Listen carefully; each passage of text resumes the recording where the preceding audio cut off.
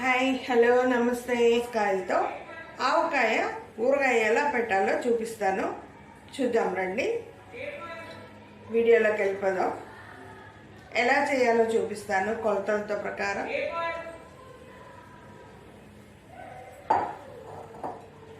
ముందుగా కాయలు బాగా కడిగి తుడిచి ఆరబెట్టుకోవాలండి.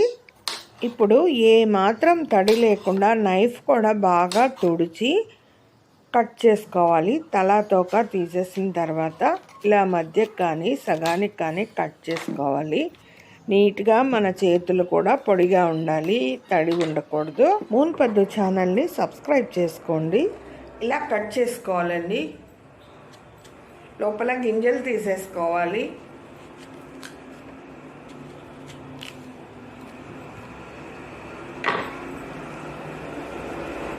కాయ చేదుందా లేదా ఒకసారి చెక్ చేసుకోవాలి. చేదుంటే పచ్చడి అంతా చేదు వస్తుంది.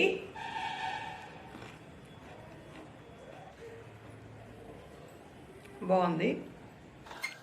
ముందుగా ఇలా పొడవుగా కట్ చేసుకుందాం. ఆ తర్వాత దాన్ని సన్న ముక్కలుగా కట్ చేసుకుందాం. చూడండి, ఇలా కట్ చేసుకోవాలి.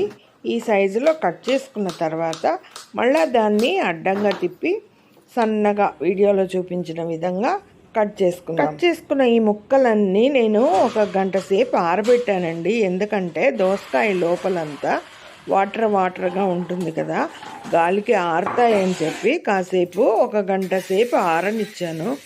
ఈ స్టీల్ కప్ తీసుకుని ఎన్ని ముక్కలు ఉన్నాయో కొలిచాను.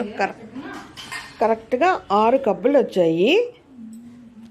చూడండి, కరెక్ట్గా ఉన్నాయి. ఏ గిన్నెతో అయితే, ఏ కప్పు అయితే, ఏదైనా సరే, గ్లాస్ అయినా కప్ అయినా కొలతకి ఒకటి తీసుకుని దాని ప్రకారమే వేసుకుందాం. చూడండి, చివరగా ఆ బౌల్లో మిగిలిన 6వ కప్పు కూడా వేసేసాను. ఇప్పుడు ఒక పొడి మిక్సీ జార్ తీసుకొని 2 స్పూన్లు మెంతులు వేయాలి. ఈ జార్ కూడా బాగా కడిగి ఎండలో పెట్టానండి. తర్వాత కొన్ని ఆవాలు తీసుకున్నాను. ఇవి 2 కొలత తీసుకోలేదు, మనం పౌడరే కొలత తీసుకుందాం. మిక్సీలో వేసాను. చూడండి, ఇప్పుడు ఆరిపోయిన దోసకాయ ముక్కల్లో ఈ కప్పు గిన్నెతోనే 1 కప్పుకు కొంచెం తక్కువగానే కారం వేసానండి. 3/4 కప్పు సాల్ట్ వేసాను. ఇంకా మనం గ్రైండ్ చేసి పెట్టుకున్న ఆవాలు మెంతుల పొడి 1/4 కప్పు వేసాను అనమాట. 1 కప్పు నిండా ఆయిల్ తీసుకున్నాను. 3/4 కప్పు వేసి కలిపాను. కొంచెం అయితే పక్కన పెట్టాను పోపు గురించి. ఇప్పుడు చేత్తో బాగా కలుపుకోవాలి, ఏమాత్రం తడి లేకుండా. మనం ఆవకాయ పచ్చడి పెట్టినప్పుడు ఎంత జాగ్రత్తలు తీసుకుంటామో వేరే పచ్చళ్ళకు కూడా అంతే జాగ్రత్త తీసుకుంటే చాలా రోజులు ఉంటుంది. ఇప్పుడు ఆ మిగిలిన ఆయిల్ వేసాను. ఇప్పుడు ఈ వెల్లుల్లి రెబ్బలు వేసానండి, కచ్చా పచ్చా దంచుకుని. అవి కూడా బాగా మిక్స్ చేశాను. ఇప్పుడు మనం ఒక గాజు బౌల్లోకి మనం కలిపిన మిశ్రమం అంతా పక్కన తీసి పెట్టుకొని పోపు పెట్టుకోవచ్చు. ఈ పళ్ళెం చూసారా, రైస్ ఉడుకుతుంది. అన్నం అయిన తర్వాత ఇందులో అన్నం వేసుకొని కొద్దిగా నెయ్యి వేసుకొని కలుపుకొని తింటాం మేము. నిమ్మకాయలు కూడా వేయాలండి 2 పులుపు కోసం. మామిడికాయ అయితే పులుపు ఉంటుంది, ఇందులో పులుపు ఉండదు కదా, వగరుగా ఉంటుంది. అందుకని మనము నిమ్మకాయ కూడా పిండాలి. ఫ్రిడ్జ్ నుంచి ఇప్పుడే తీసాను కాబట్టి ఇప్పుడు పిండను. నేను రూమ్ టెంపరేచర్ వచ్చిన తర్వాత రేపు మార్నింగ్ పిండుతాను.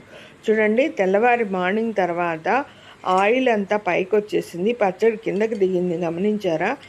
పవర్ పోయిందండి, లైటింగ్ తక్కువ ఉంది. ఆ 2 నిమ్మకాయలు బాగా పిండేసాను అనమాట.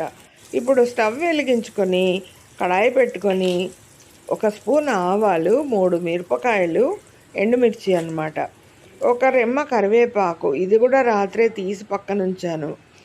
కడిగి వేయకూడదు, ఇప్పటికిప్పుడు కడిగి వేయకూడదు, రాత్రే కడిగి పక్కన ఉంచాను. అప్పుడు మనకి తడి ఉండదు అనమాట. అవి 3 వేసిన తర్వాత ఈ పోపు బాగా చల్లారిన తర్వాతనే పచ్చట్లో వేసుకోవాలండి. వేడిగా వేయకండి. ఒకసారి కలియదిప్పి చల్లారిన ఈ పోపుని చూడండి, చల్లారిన ఈ పోపుని పచ్చట్లో వేశాను.